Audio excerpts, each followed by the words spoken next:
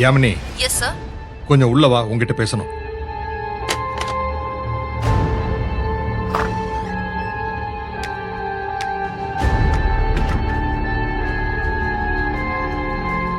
Yes sir. என்ன யாமினி, சத்யாவுக்கும் உனக்கும் நடுவுல ஏதாவது இஷ்யூவா? சத்யா ஏன் உங்க மேல கம்ப்ளைண்ட் பண்றாங்க? சார் சார் கம்ப்ளைண்டால சொல்லல, நான் என் வருத்தத்தை தான் சொன்னேன். என்ன சத்யா உனக்கு பிரச்சனை?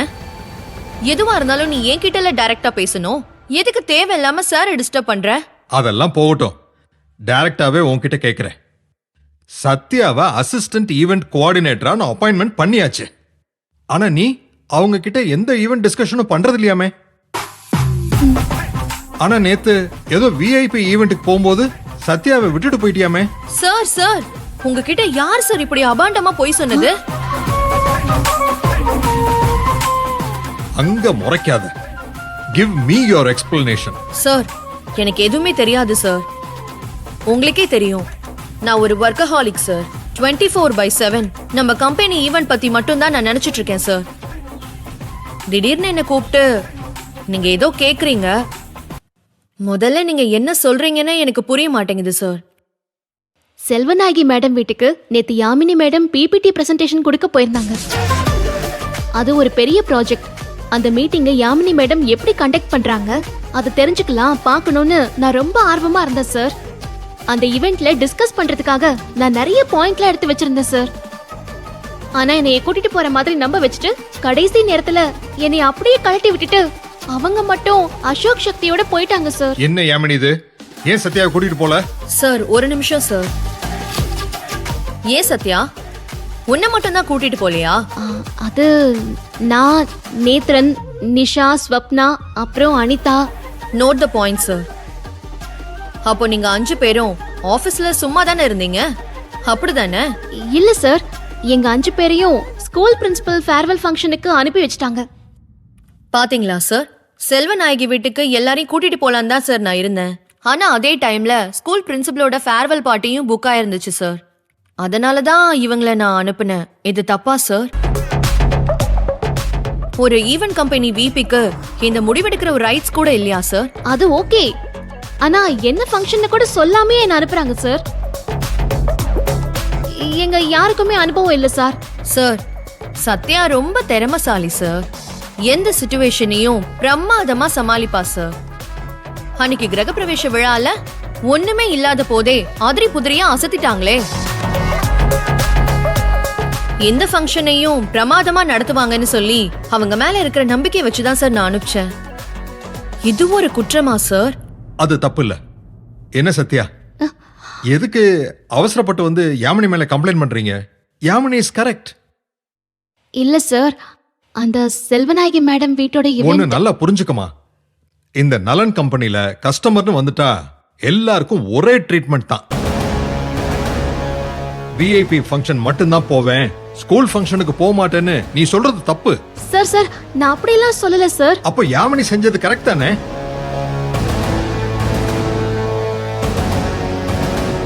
சத்யா, யாமினி பெரிய திறமசாலி. 7 வருஷமா இந்த ஈவென்ட் கம்பெனிய சக்சஸ்ஃபுல்லா நடத்துறாங்க.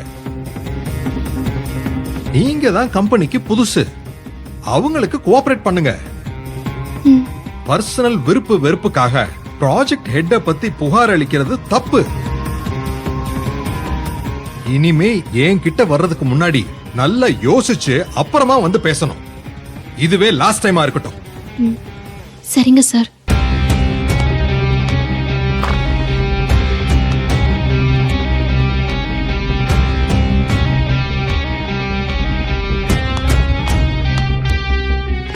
Okay sir.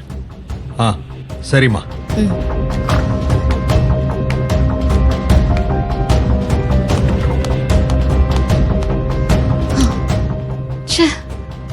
நாம என்ன யாமினி கூட சண்டை போடவா வந்திருக்கோம்?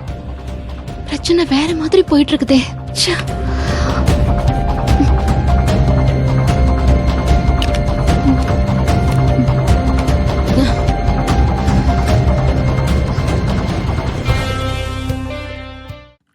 Get up. ஒரு ப்ராஜெக்ட் ஹெட் வந்தாங்கன்னா எந்திரிச்சு நின்னு மரியாதை கொடுக்கணும்னு தெரியாதா? என்னாச்சு யாமினி, ஏன் இப்படி கோவமா பேசுறீங்க? ஹேய், மேடம் மேடம்னு சொல்லு. நான் எதுவும் தப்பா சொல்லலையே மேடம். சொல்லிதான் பாரேன், என் கூட மோதி தான் பாரேன், நான் யாருன்னு உனக்கு அப்பதான் தெரியும். இந்த விளையாட்டுக்கே நான் வரல.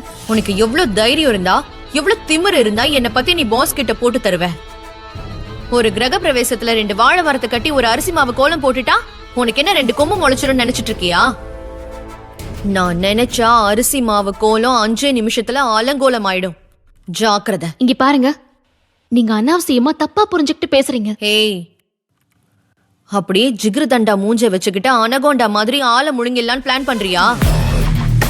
உன்ன மாதிரி எத்தனையோ ஆளுங்களை என் கால் கீழே போட்டு மிதிச்சிட்டு தான் நான் இந்த பவருக்கே வந்திருக்கேன்.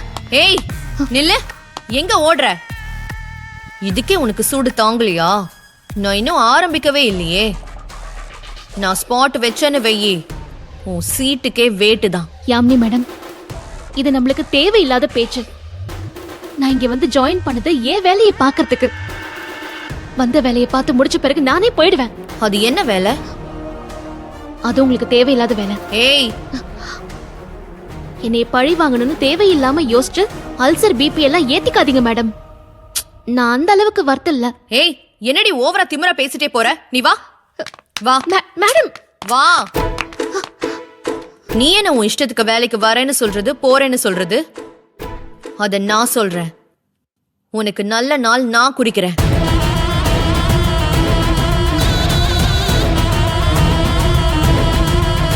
நான் முடிவு பண்ணியாச்சு. இன்னைக்கு தேதி 5. இந்த மாசம் முடியும் போது அதான் உனக்கும் முடிவு. இந்த 31ஆம் தேதிக்குள்ள உன்னை நான் இந்த வேலையை விட்டு தூக்குறேன். உன்கிட்ட பயந்து பயந்து உன் முதுகுல குத்துறவல்ல இந்த யாமினி. உன்கிட்ட ஓப்பனா சேலஞ்ச் பண்றேன். வர 31ஆம் தேதிக்குள்ள இந்த மாசமும் க்ளோஸ், நீயும் க்ளோஸ். இது இந்த யாமினியோட சேலஞ்ச்.